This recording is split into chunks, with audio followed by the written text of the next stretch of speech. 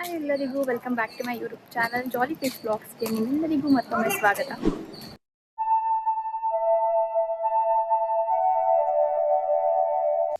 ಇವತ್ತು ನಾನು left over rice use ಮಾಡಿಕೊಂಡು ಒಂದು ಬ್ರೇಕ್ಫಾಸ್ಟ್ ಮಾಡ್ತಾ ಇದ್ದೀನಿ. ಉಳಿದಿರೋ ಅನ್ನನ ನೀವು ಮಿಕ್ಸಿಲಿ ಬೇಕಾದರೂ ರುಬ್ಕೋಬೋದು, ಇಲ್ಲ ಅಂತಂದರೆ ಕೈಯಲ್ಲೇ ಸ್ಮ್ಯಾಶ್ ಮಾಡಿಕೊಂಡು ಅದಕ್ಕೆ ಅಕ್ಕಿ ಹಿಟ್ಟು ಸೇರಿಸಿ ಸ್ವಲ್ಪ ರೊಟ್ಟಿ ಹದಕ್ಕೆ ಬರೋ ಥರ ಕಲಿಸ್ಕೊಂಡ್ರೆ ಸಾಕು.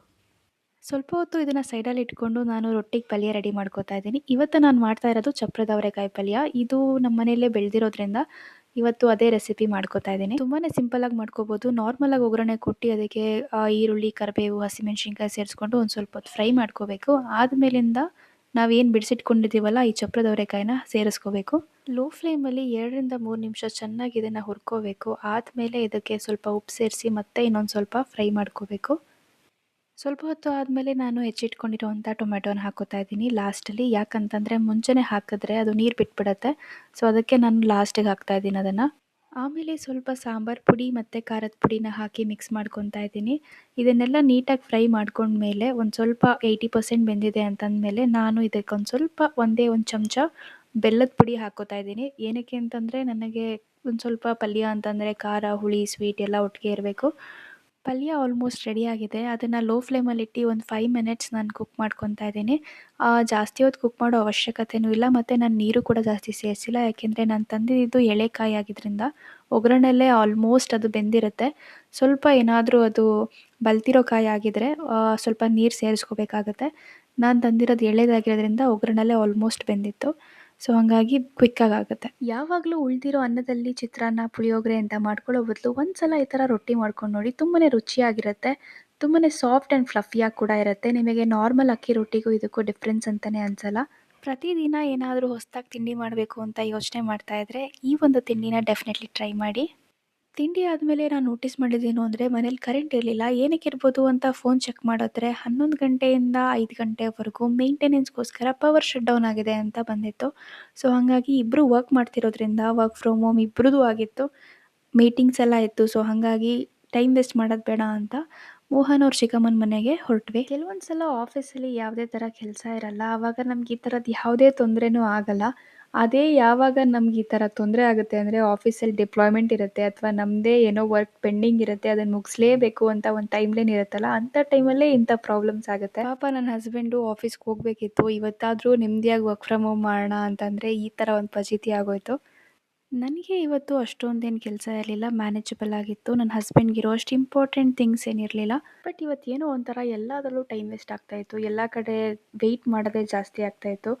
ಹೋಗಿದ್ದ ಕೆಲಸ ಬೇಗ ಆಗ್ತಾ ಇರಲಿಲ್ಲ. ಈ ವೀಕ್ ಮನೇಲಿ ಫಂಕ್ಷನ್ ಇರೋದ್ರಿಂದ ಒಂದು ಸ್ವಲ್ಪ ರೆಡಿ ಆಗಬೇಕಾಗಿತ್ತು. ಹಾಗಾಗಿ ನಾನು ಸಲೂನ್ಗೆ ಹೋಗಿದ್ದೆ. ಸ್ವಲ್ಪ ಹೊತ್ತೆಲ್ಲ ಆದಮೇಲೆ ನನಗೆ ಅನಿಸಿದ್ದೇನು ಅಂತಂದರೆ ಖಾಲಿ ನೈಲ್ ಪಾಲಿಶ್ ಹಚ್ಚಿಸ್ಕೊಳ್ಳೋದಕ್ಕೆ 2,000 ರೂಪಾಯಿ ಕೊಟ್ಟನಾ ಅಂತ. ಬಟ್ ಸ್ಟಿಲ್ ಅದನ್ನು ಮಾಡ್ಕೊಳ್ಳೋ ಪೇಷನ್ಸು ಇರಲಿಲ್ಲ. ಸೊ ಹಾಗಾಗಿ ಐ ಲವ್ಡ್ ಇಟ್. ಇದೇನಪ್ಪ ಬರಬೇಕಾದ್ರೆ ಗಾಡೀಲಿ ಬಂದರು, ಹೋಗಬೇಕಾದ್ರೆ ಆಟೋದಲ್ಲಿ ಹೋಗ್ತಾ ಇದ್ದಾರೆ ಅಂತ ಅಂದ್ಕೊಂಡ್ರಾ? ಸಲೂನಿಗೆ ನನ್ನ ಹಸ್ಬೆಂಡ್ ಡ್ರಾಪ್ ಮಾಡಿ ಅವ್ರ ಕೆಲಸ ಇದ್ದಿದ್ದ ಕಾರಣ ಮತ್ತೆ ಚಿಕ್ಕಮ್ಮನ ಮನೆಗೆ ಹೋಗಿದ್ರು. ನಾನು ಎಲ್ಲ ಥಿಂಗ್ಸ್ ಮುಗಿಸ್ಕೊಂಡು ಮತ್ತೆ ವಾಪಸ್ ಹೋಗ್ತಾ ಇದ್ದೀನಿ. ಆಲ್ಮೋಸ್ಟ್ ಟೈಮ್ ಸಂಜೆ ಆಗೋಗ್ಬಿಟ್ಟಿತ್ತು. ತುಂಬಾ ಹಸಿವಾಗ್ತಾ ಇತ್ತು. ಮನೆಗೆ ಬಂದಮೇಲೆ ಗೊತ್ತಾಯಿತು ನನ್ನ ಹಸ್ಬೆಂಡ್ ಕೂಡ ಊಟ ಮಾಡಿಲ್ಲ ಅಂತ. ಸೊ ಇಬ್ಬರು ಒಟ್ಟಿಗೆ ಊಟ ಮಾಡಿದ್ವಿ. ಆಮೇಲೆ ಆಂಟಿಯವರು ಟ್ರಿಪ್ ಹೋಗಿದ್ರು. ಸೊ ಅಲ್ಲಿಂದ ಬರ್ತಾ ಒಂದು ಕ್ಯೂಟ್ ಆಗಿರೋವಂಥ ಫ್ರಿಡ್ಜ್ ಮ್ಯಾಗ್ನೆಟ್ ತೊಗೊಂಡು ಬಂದಿದ್ರು. ಸೊ ತುಂಬಾ ಚೆನ್ನಾಗಿತ್ತು ಅದು. ಇದನ್ನು ಮನೆಗೆ ತೊಗೊಂಡೋಗೋದೇ ಒಂದು ಟಾಸ್ಕ್ ಆಗಿಬಿಟ್ಟಿತ್ತು. ಯಾಕೆಂದರೆ ಇಟ್ಸ್ ಟೂ ಡೆಲಿಕೇಟ್. ಇದನ್ನು ಬ್ಯಾಗಲ್ಲಿ ಏನಾದರೂ ಹಾಕಿದ್ರೆ ಹಾಳಾಗಿಬಿಡುತ್ತೆ ಅಂತ ದಾರಿ ಉದ್ದಕ್ಕೂ ಇದೇ ಥರ ಇಟ್ಕೊಂಡು ಹೋಗಿದ್ದೆ. ನಾವು ವಾಪಸ್ ಮನೆಗೆ ಹೋಗೋ ಅಷ್ಟರಲ್ಲಿ ಸನ್ಸೆಟ್ ಕೂಡ ಆಗಿತ್ತು. ಆಕಾಶ ಕೂಡ ಪಿಂಕ್ ಆಗಿ ಟರ್ನ್ ಆಗಿತ್ತು. ಇದನ್ನು ಕಾಟನ್ ಕ್ಯಾಂಡಿ ಸ್ಕೈ ಅಂತಾರೆ. ನಿಮಗೆ ಗೊತ್ತಾ ಏನಕ್ಕೆ ಅಂತಾರೆ ಅಂತ? ಗೊತ್ತಿದ್ರೆ ಕಮೆಂಟ್ ಮಾಡಿ ತಿಳಿಸಿ ಏನಕ್ಕೆ ಅಂತ.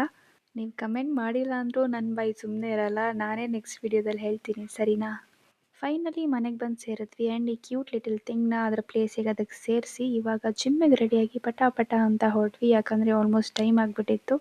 ಮತ್ತೆ ಲೇಟ್ ಆದರೆ ವಾಪಸ್ ಬರೋದು ಲೇಟ್ ಆಗುತ್ತೆ. ವಾಪಸ್ ಲೇಟಾಗಿ ಬಂದರೆ ಊಟ ಮಾಡೋದು ಲೇಟ್ ಆಗುತ್ತೆ ಅನ್ನೋದ್ರಿಂದ ಬೇಗ ಟೈಮ್ ವೇಸ್ಟ್ ಮಾಡ್ದಲೇ ಇಬ್ಬರು ಹೊರಟ್ವಿ.